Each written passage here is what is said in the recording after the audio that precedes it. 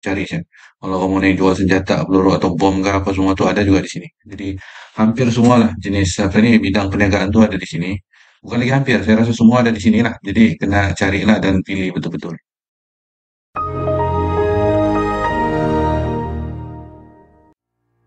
Assalamualaikum dan salam sejahtera.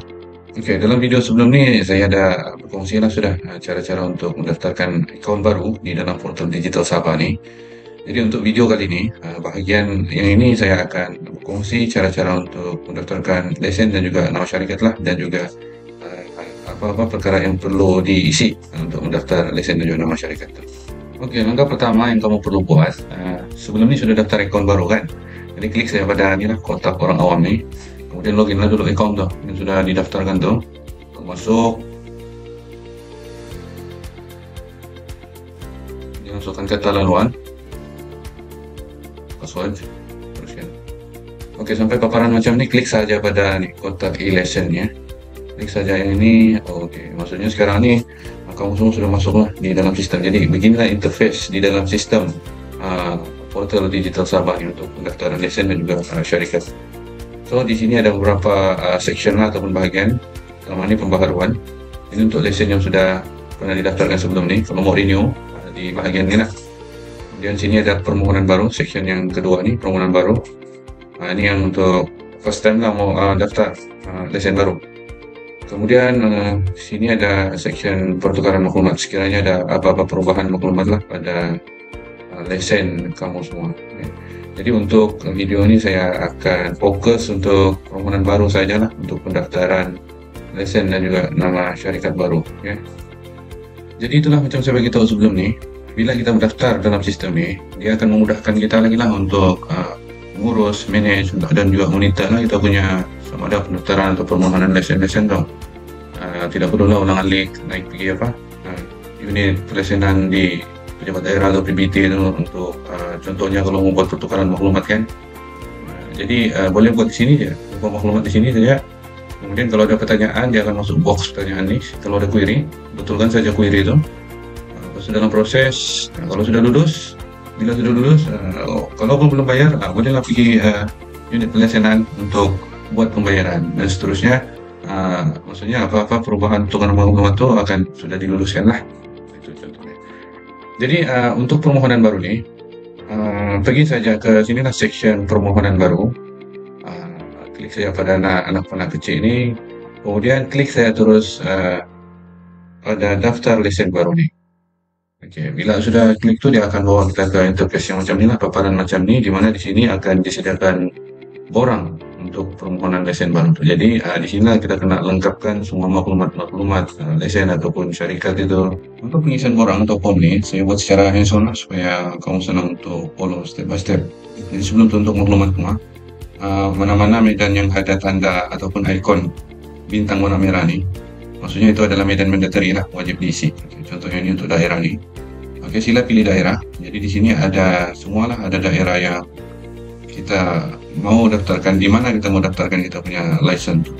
Contoh sini saya pilih Ladakh lah contoh. Kemudian yang kedua nama syarikat, masukkanlah nama syarikat kamu. Apa nama syarikat kamu boleh masukkan di sini. Dan nama syarikat ini dia sebenarnya once kamu isi dia tidak boleh diubah. Kalau mau ubah terpaksa daftar atau mohon lesen atas nama syarikat yang baru lah kalau saya tidak silap ya. Seterusnya nomor rekening sistem abaikan saja. Seterusnya taraf pertumbuhan yang ini optional, boleh isi. Kalau tidak isi pun tidak masalah. Di sini ada pilihan juga. Contohnya kalau syarikat kamu itu dia punya taraf tuh soal proprietor ataupun milikan tunggal. Sinilah letak persorangan lah. Kemudian kalau pengungsian, isi pengungsian lah. Kalau dia sendirian berhad, pilihan ini lah dari sini lah. Pilihan. Dalam contoh ini saya letak persorangan saya milikan tunggal.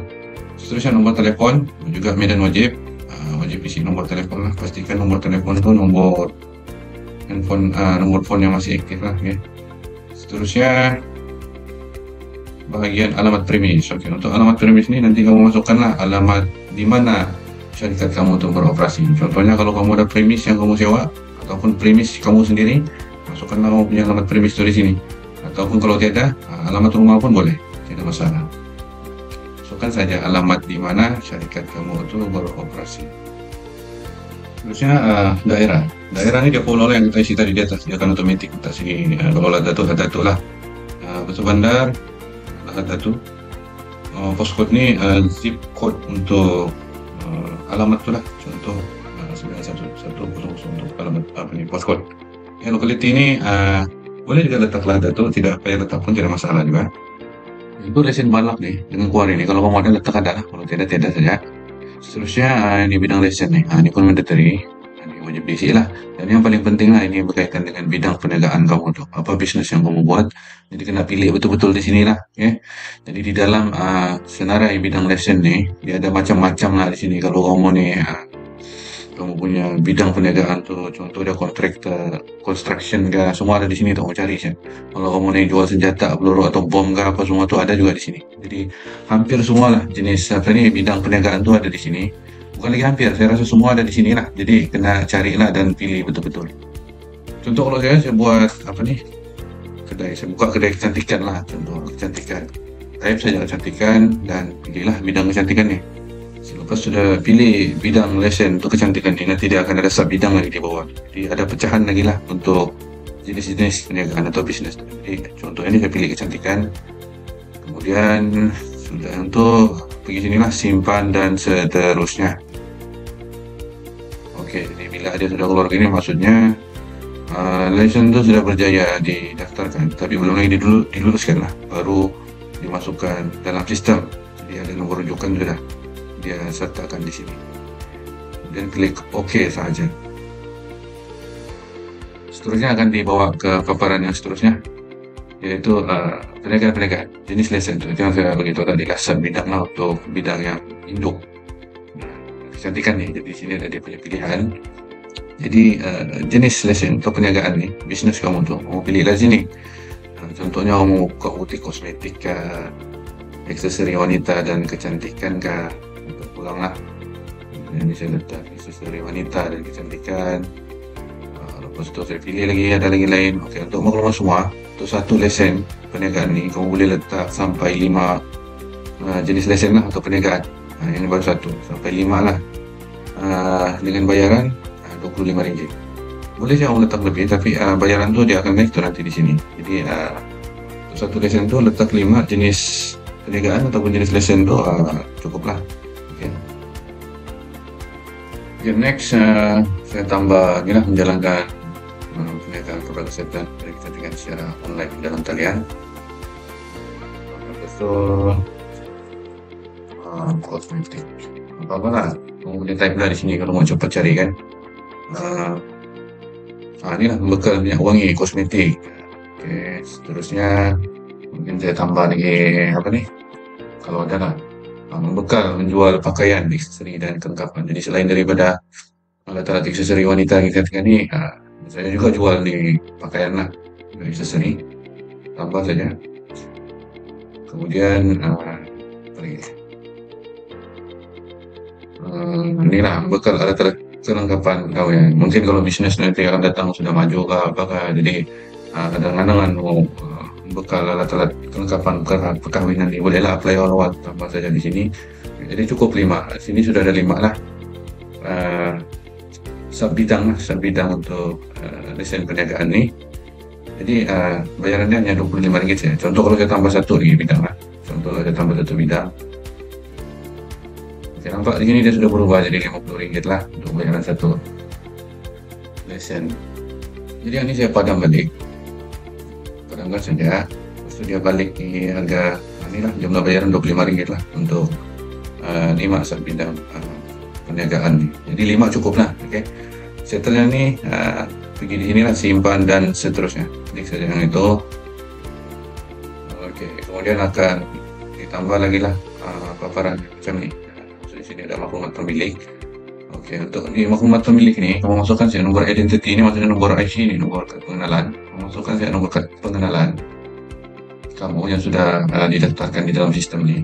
Kemudian nama penuh, sama nama penuh juga macam yang kamu daftarkan juga dalam sistem ini. Lalu klik cari. Lepas dia akan keluarlah di sini nama pemohon. Jadi letaklah di sini apa dia punya posisi dalam syarikat tuh, jenis pemilik nih. Letak pemilik lah. Sudah itu klik tambah saja, kemudian dia akan DP di sinilah, dia akan keluar terus nama dengan identity dan jenis pemilikan itu. Selesai yang ini, teruskan saja dengan inilah, klik simpan dan seterusnya. Lepas itu ada lagi di bawah nih paparan yang terbaru, yaitu maklumat pekerja. Yang ini tidak mandatory lah, tidak wajib diisi. Kalau masih boleh juga.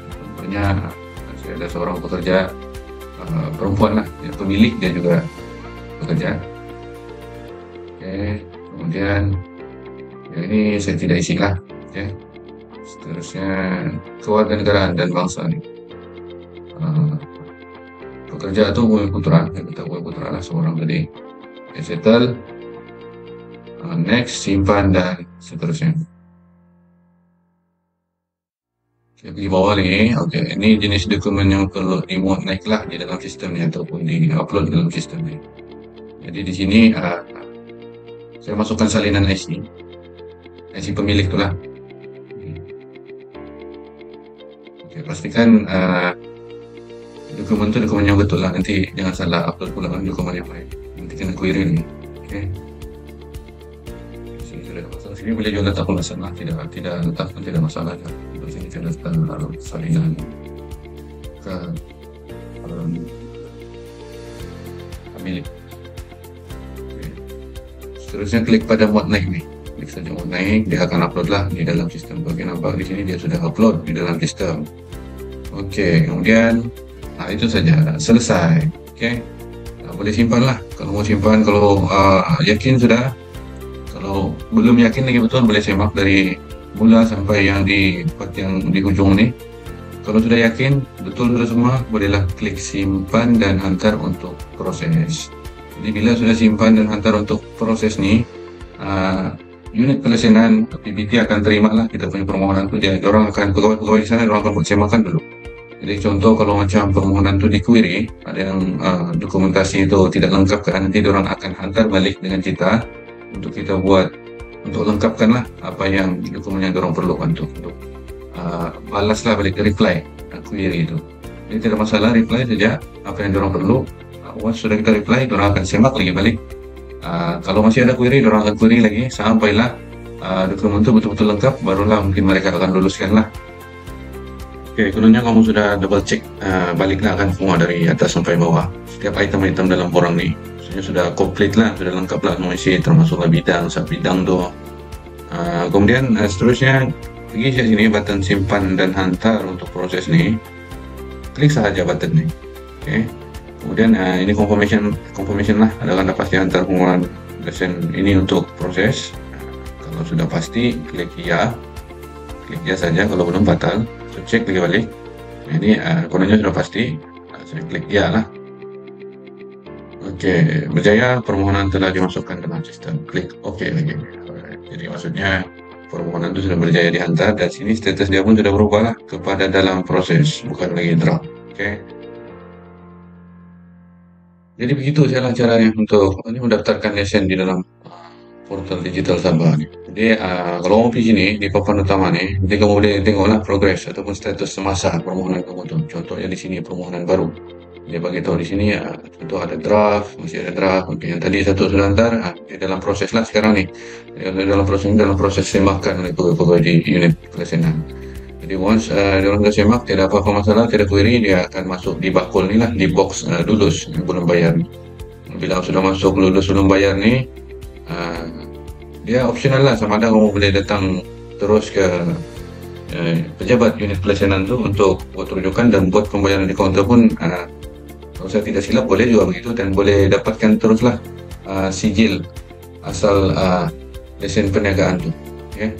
Dan ada juga option untuk pembayaran secara dalam talian, tapi itu akan saya kongsikan dalam bahagian yang terakhir lah, bagian ketiga. Dan itu pun video dia tuh akan saya buat berasingan lah dengan video ini. Oke, jadi untuk proses pendaftaran lesen nama syarikat dalam portal digital Sabah ini saja yang saya kongsikan di sini, dan seterusnya itu saya akan kongsikan dalam video yang seterusnya lah selepas ini. Jadi itu saja untuk ini, sekian, terima kasih.